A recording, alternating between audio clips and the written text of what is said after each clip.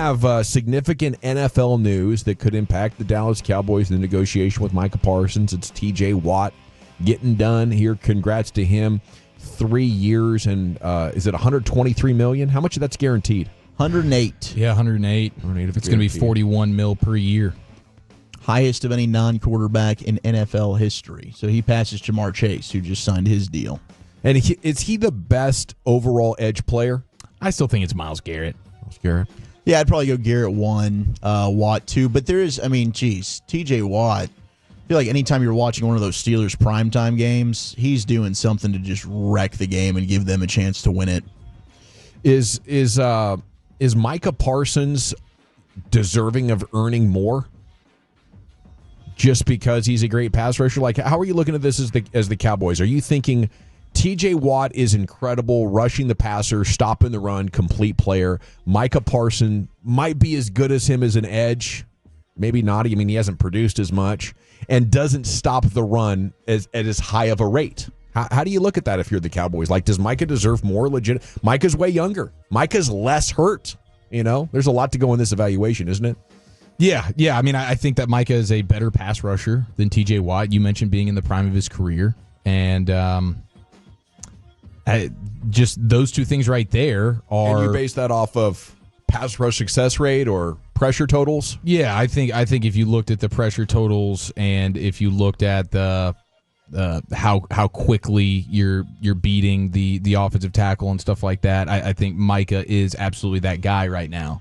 And the prime of his career factor and just kind of the nature of how it goes. It's like, is TJ Watt better than Myles Garrett? No, he just got a little bit more, right? So that's just kind of the nature of these deals. Yeah, I would look at it like, man, we are really not good stopping the run. Micah Parsons is maybe our best run stopper, but compared to the guys at the absolute top, doesn't he is part of us being vulnerable to the run. I think that matters. Well, Chuck, how about you?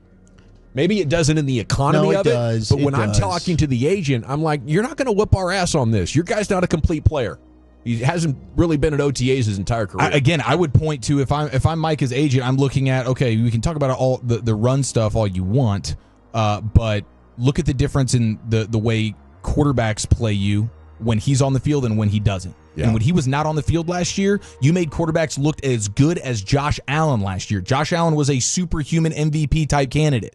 Yeah. And when he was on the field, when Micah was on the field, you turned the quarterbacks that you were facing into Daniel freaking Jones, bro. So just that alone right there. Like, we can talk about the run game all we want. How about you build some level of a D? There's 10 other guys. You got a bunch of guys that don't know how to play the run.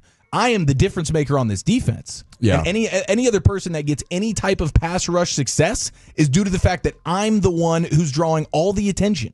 Yeah, make no mistake, I'm not letting Micah Parsons go because he is an on-off switch for this defense. He's off, and it's a horrible defense, maybe one of the worst 5 in the league. Yeah, it's like we talk about this all the time with prospects in the draft. It's like, do you want to harp on the things a guy doesn't do, or do you want to kind of focus on what he does do? And let's not pretend that what Micah does do isn't probably still the best in the sport when it comes to just simply getting after the passer. And it's not just we know where he's coming from. Micah can come from anywhere to get after your quarterback. What about his argument, what about Wolchuk's argument about playoff football? Yeah, I would disagree. When you look at the pressure numbers, Micah doesn't drop off. The sack totals do, but the pressure numbers are still very, very consistent. And if you go back and watch that Green Bay game, he's blowing crap up, but there's only so much one guy can do. Sure. So I mean that's how I would approach it. The other I don't games remember blowing crap up in that Green Bay game.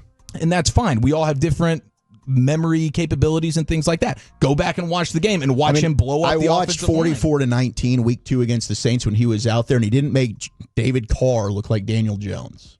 Okay. And I'm not trying to crap on Mikey here. But that is cherry picking, Wolchuk. I mean, it's not cherry picking. It's saying if these are the quarterbacks. You have to dominate every game?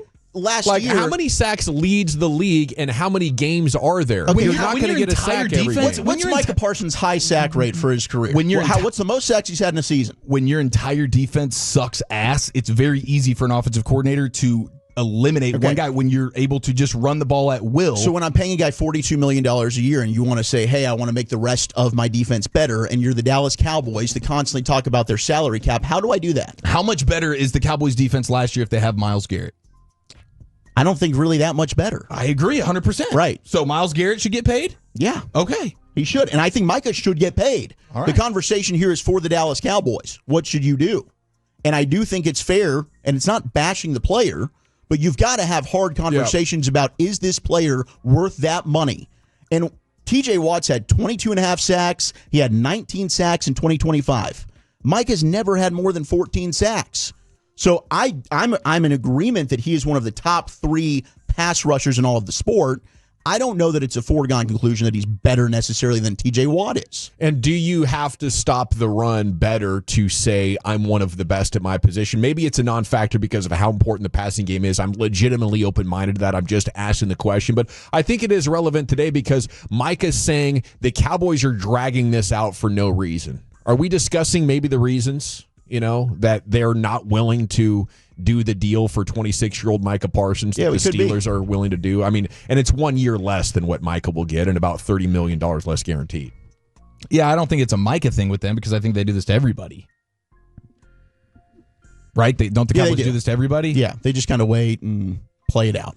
Yeah, and I wonder if they are negotiating at all or if they're just letting the time be the thing. I wonder if they have much urgency in this at all, when it comes down to it. It's kind of a mystery. Like to hear how Mike McCarthy would describe whatever that was in the week after the season ended before the Cowboys officially decided to move on. It sounds bizarre and weird sometimes, and it's difficult to make rhyme or reason out of some of this stuff.